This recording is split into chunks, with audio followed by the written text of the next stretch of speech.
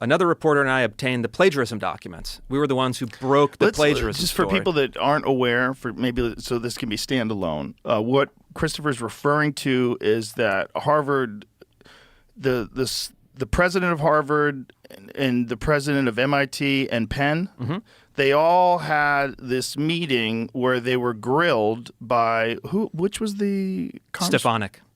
Yes, who grilled them about using anti-Jewish hate, and is that hate speech, to say death to the Jews. And their answer was essentially, if it's actionable, then it's hate. It was the most bonkers, bizarre mental gymnastics, and also with that one woman from Penn, done in the most condescending way. Oh, yeah. It's like she is so accustomed to being the boss, so accustomed to people like accepting her word and not dealing with the outside world, that she doesn't realize how fucking insane what she's saying is. Yeah.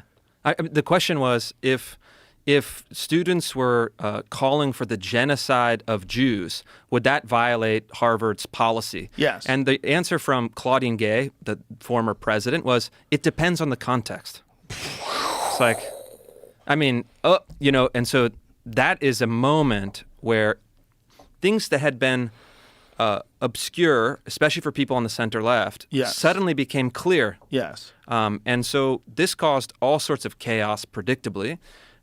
You have donors dropping out. You have alumni furious.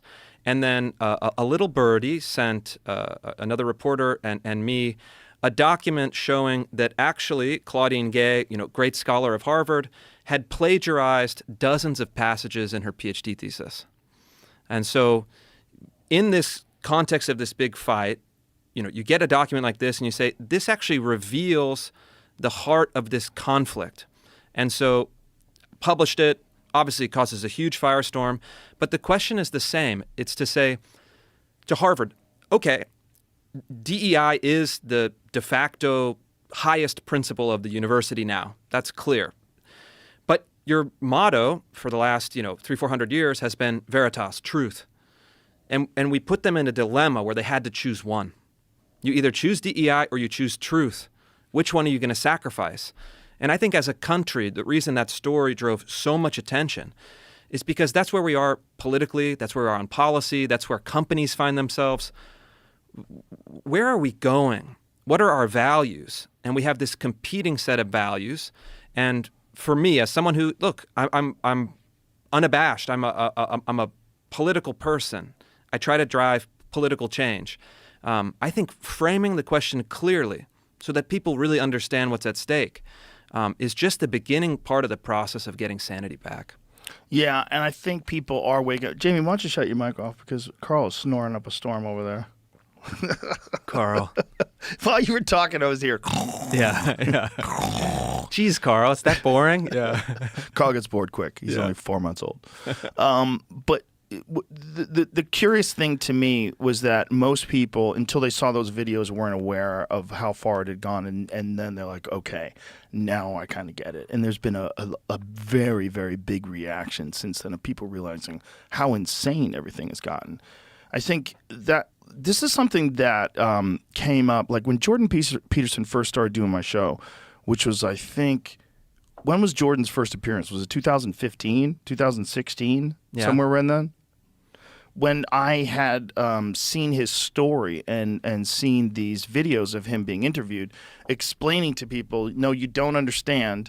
If you impose this legislation that makes it a hate crime to not use someone's preferred gender pronouns, this is not going to stop there. It's going to keep going and going and going and going, and you can't let it happen.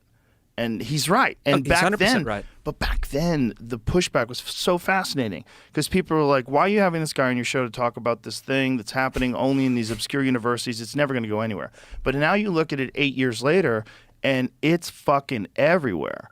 It's everywhere. Dude, so one of the things that I do, I'm a trustee at a public university in Florida, New College of Florida.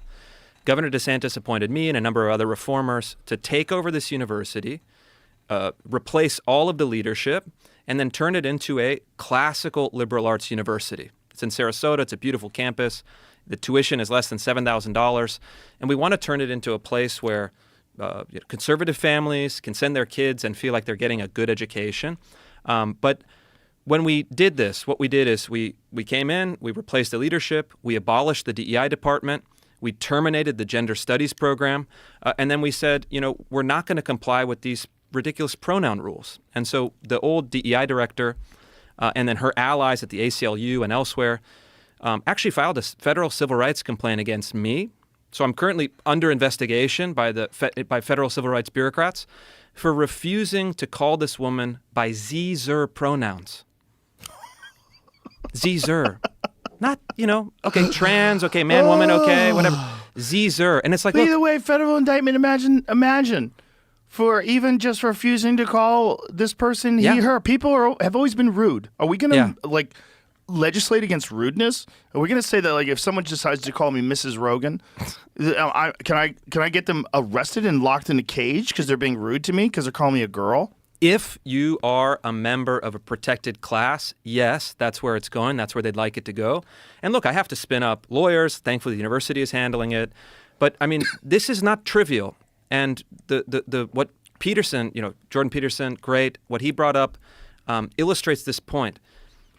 If they can get you to lie about something trivial, they can get you to lie about anything. Mm-hmm. It's a simple sales technique. You get people in the door, you get them to buy some small item, you get them to kind of cash up, and then you work them up the chain to a bigger purchase or a bigger commitment or a bigger ideology. It's how cults work. Yeah. And so, I learned this as a kid. My father's Italian from Italy, and we went to Rome to the Vatican. This sales guy. It's like everything about sales and persuasion I learned at 10 years old watching this guy. He came up, he said, sir, it's a beautiful day. I had a new grandchild that was born. Let me give you this beautiful St. Christopher medal or St. Joseph medal to celebrate this. And as soon as you take it, you're hooked because he's going to sell you the commemorative Vatican coins for $100 or whatever. And so this is the ante. Once you put in the ante, you're playing the hand. And so this stuff is it's rage bait for the right. It drives headlines. It drives outrage. It drives, some kind of momentum. Ratings. But what it's not driving, unfortunately, is a substantive pushback, legal, administrative, policy, and as far as kind of deeper cultural changes. But I'm very concerned because these are just these gambits where they make. And once they stick, then you're in. It's very hard to roll back. Look at the military. You have all of these, men masquerading as women that are now suddenly elevated in the military hierarchy. This is not trivial.